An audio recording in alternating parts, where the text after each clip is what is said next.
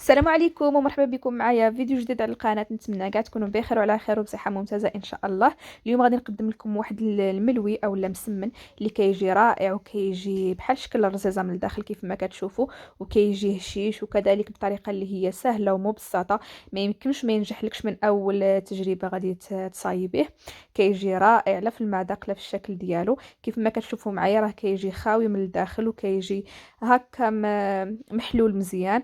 كيجي فيه واحد البنة رائعة. بقاو معايا باش تشاهدوا المقادير وطريقة التحضير.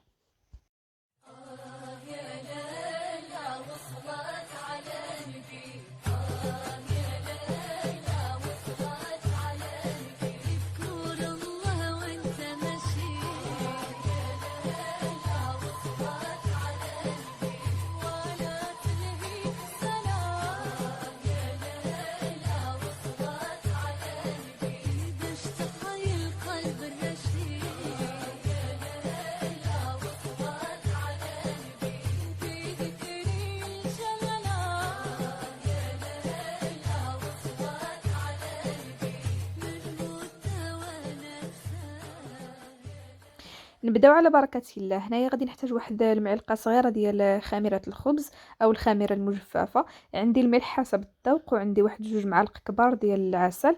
عندي هنايا واحد 200 غرام ديال الفينو كيف ما كتشوفوا السميده الرقيقة. وعندي واحد 500 غرام ديال الدقيق الفورس من النوعية الممتازة بطبيعة الحال اللي غادي يكون مغربل. عندي الماء حسب الخليط. غادي نجيب واحد الاناء فاش غادي نعجنو. انا هنا غادي نستعمل العجانه. غادي ندير الماء هو الاول. الماء بطبيعه الحال اللي غادي يكون دافي واحد شويه، الا كان الحال سخون بلا ما ندفيوه. غادي نضيف واحد المعلقه صغيره ديال خميره الخبز، وغادي نضيف هذاك العسل ديالنا 2 معالق كبار. غادي نضيفهم على الخميره والماء، وغادي نحاولوا نخلطوهم مزيان هكا باش تفاعل هذيك الخميره.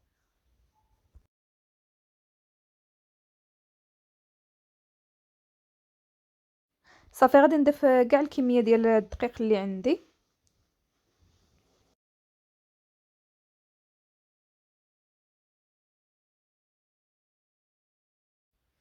وغادي نضيف الفينو او السميده الرقيقه.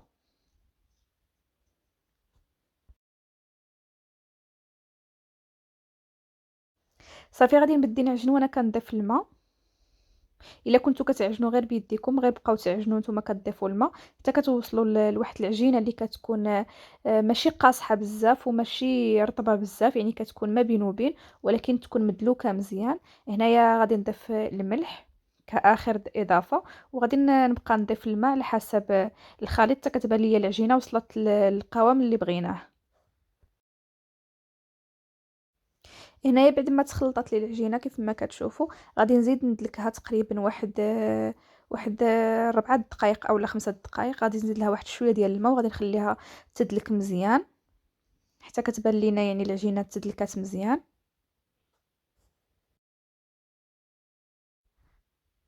هنايا كيف ما كتشوفوا راه تجمعات العجينه وتدلكات مزيان. صافي غادي نحلو عليها. كيف ما كتشوفوا كتوصل لهذا القوام هذا، راها ماشي قاصحه وماشي جاريه كيف ما كنقولوا، راها غير يعني رطبه هكا. صافي مباشره غادي ندوزو باش غادي نقطعوها كويرات بلا ما كنخليوها ترتاح.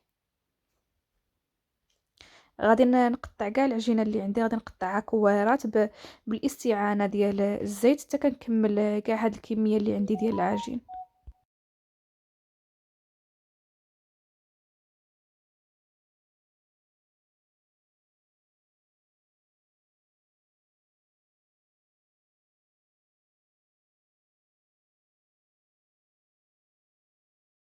غادي نكمل كاع العجين اللي عندي وغادي نجيب هكا واحد البلاستيك غذائي وغادي نغطيه نخليه يرتاح تقريبا واحد 5 دقائق.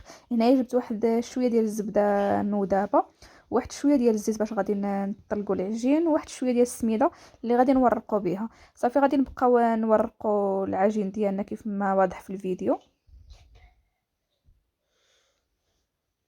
غادي نحاولوا نطلقوا العجينه او المسمنه حتى كتبان لينا شفافه، كيبان لينا سطح العمل. وغادي ندهنوها مزيان بالزبده وغادي نرشوا عليها واحد شويه ديال السميده، وغادي نبقاو نطويو على شكل حربول كيف ما غادي يوضح لكم الفيديو. هنايا غادي نبقى نطوي. كيف ما واضح في الفيديو حنا غادي نبقاو نطويو، حنايا كنرشوا الزبده ونرشوا السميده.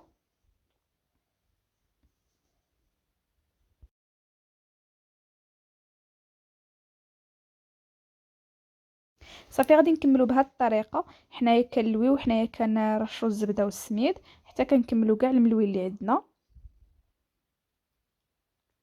نتمنى تكون الطريقه مبسطه وسهله.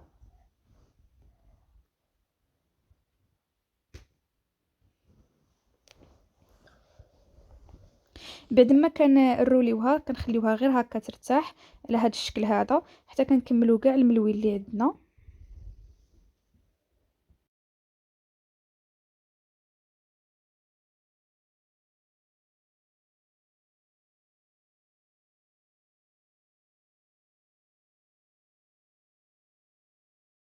هنايا غادي نكمل كاع الكويرات اللي عندي. حنايا كنطلقوا كيف ما قلت لكم، وحنا كنرشوا الزبده والسميد وكنروليوهم وكنخليوهم يرتاحوا حتى كنكملوا كاع الكميه اللي عندنا ديال الملوي، عاد باش كنبقاو نلويوه مره اخرى.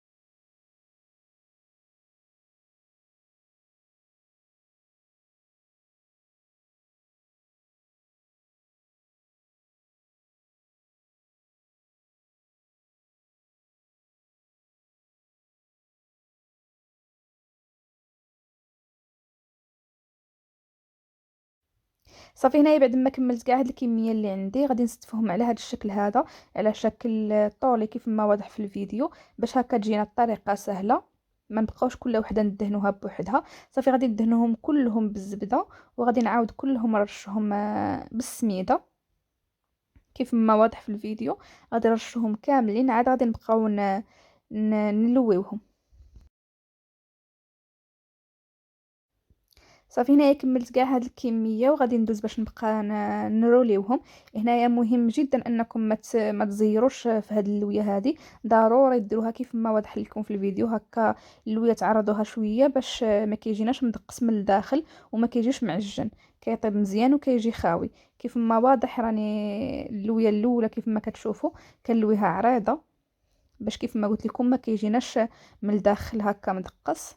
غادي نكمل كاع هاد الكميه بنفس الطريقه. حنايا كنلويو وحنايا هذاك الطرف التالي كنحاولوا ندخلوه من الفوق ومن التحت باش ما كتحليناش الملويه.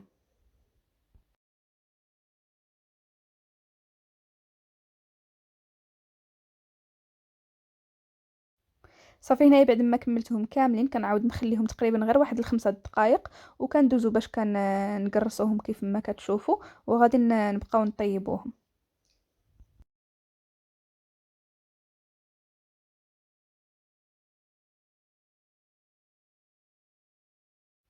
هنايا جبت المقله الثقيله دهنتها بواحد شويه الزيت مخلطه مع الزبده، وغادي نبقاو نطيبوا الملوي ديالنا. كيف ما كتشوفوا كنحاول هكا نحركها هكا بالايدي ديالنا باش كتاخذ واحد الشكل محمر كلها وكتجينا كلها محمره. هنايا كيف ما كتشوفوا غير كتشد راسها واحد شويه وكنقلبوها وكنبقاو هكا نقلبوها على الجهتين باش كتحمر. هنايا كنحاول نوريكم كيف جا من الداخل، راه كيجي بحال شكل الرزيزه وكيجي خاوي من الداخل وكيجي محلول مزيان.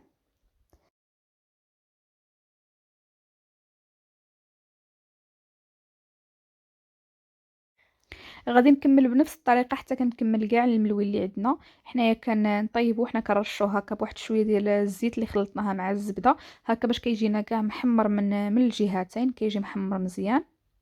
كيف ما كتشوفوا كنحاول هكا مره مره نحلو هكا بيدي باش كيجي خاوي من الداخل وكيجي محلول مزيان.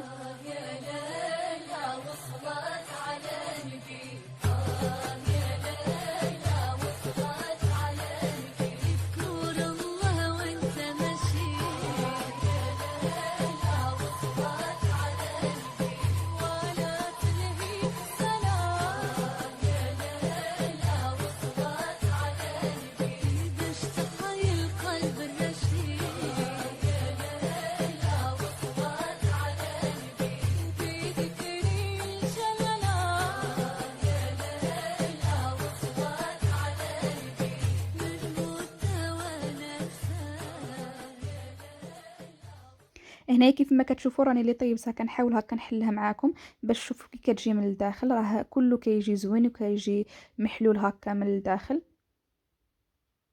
غير جربوا هاد الطريقه، راها كتبقى اسهل طريقه وكذلك كتجي ناجحه 100% بالنسبه اللي اول مره غادي يجربوه.